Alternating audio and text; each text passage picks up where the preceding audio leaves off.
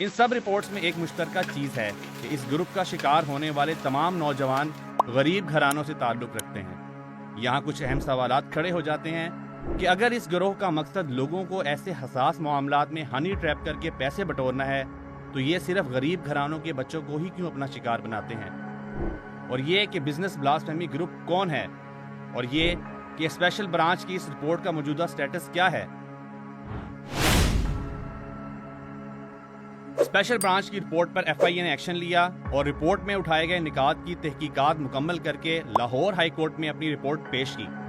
اس report کے paragraph number 3 میں بیان کیا گیا ہے کہ اسپیشل برانچ کی رپورٹ میں تحریر شدہ پیسے بٹورنے کے الزام کا کوئی ثبوت نہیں ملا۔ یہی سوال صحافی احمد سعید نے ملزمان کے وکیل عثمان وڑائی سے پوچھا تو انہوں نے بھی اس چیز کا اقرار کیا کہ رقم بٹورنے کی کوئی شواہد ان کے پاس نہیں ہے۔ یہ جو لوگ ہیں جن مقدمات کو قائم کرنے کے لیے جو ایف آئی اے کے ساتھ کام کر رہے ہیں وہ obviously ان کے کچھ مقاصد ہیں۔ I cannot speak about that کیونکہ میرے سامنے ایسے کوئی شواہد موجود نہیں ہیں۔ ملزمان کی فیملیز کے اس معاملے میں ملے جلے بیانات سامنے آئے ہیں۔ کچھ فیملیز نے پیسے مانگے جانے کا الزام لگایا اور کچھ نے اس کا انکار کیا۔ ہماری تحقیقات کے مطابق کوئی بھی ایسا ثبوت نہیں جس سے یہ بات ثابت ہوتی ہو کہ کسی بھی ملزم سے پیسے لیے گئے ہیں یا ان کو دھمکایا گیا ہے۔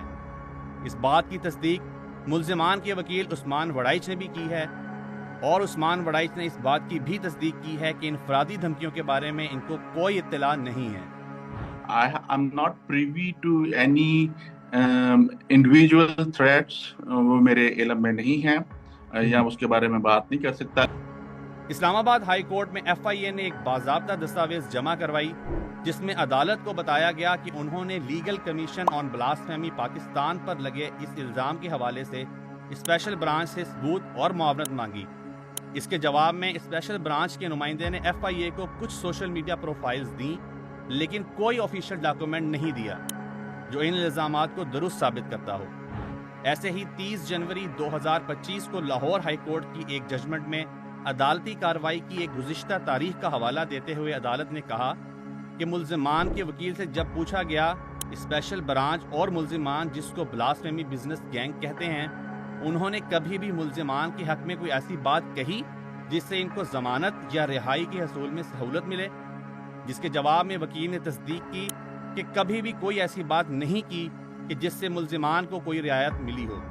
بالفاظ دیگر یہ بات عدالت میں ثابت ہو چکی ہے کہ لیگل کمیشن آن بلاسفیمی نے کبھی بھی ملزمان کی سہولت کاری نہیں کی، جس سے یہ تاثر ظاہر ہوتا ہے کہ یہ ادارہ بلاسفیمی کا نام پیسے پر لیتا ہے یا کوئی دھندا کرتا ہے۔